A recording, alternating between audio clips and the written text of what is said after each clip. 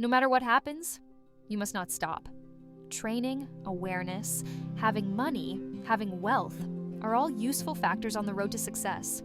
You do the work, it takes you, and in some cases, businesses mutate.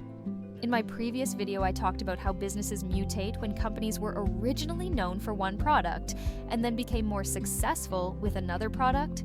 These days, I'm going to talk about non-proprietary brands, companies whose products are innovative or indispensable, and their company names are glued to the product. When a trademark becomes generic, it's a big breakthrough for the company.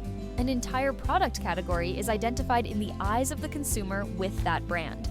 For example, acetyl salicylic acid, known as aspirin, is actually a trademark. The trademark is associated with the invention of Felix Hoffmann, who invented and patented this acid from the Spirea omaria plant on March 6, 1899, naming it aspirin. Heroin used to be a medical drug and was sold as a cough-soothing substitute for morphine. The trademark was coined by the Bayer Company. Production was stopped in 1913. Whirlpool bathtubs became known as Jacuzzi due to the name of the North American company Jacuzzi Inc. that organized mass production. The term Jeep refers to all off-road vehicles.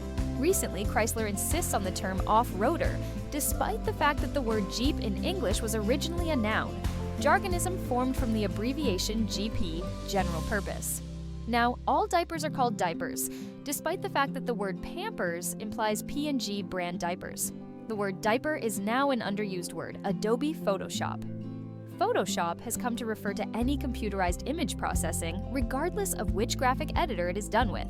The expression photoshopped, used in place of photomontage, is common.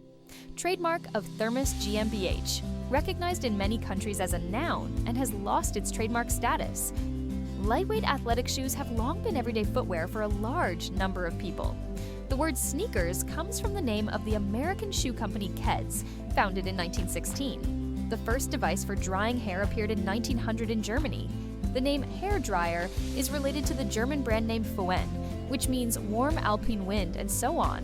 What examples can you think of? Like the video, show your love in the comments, and subscribe.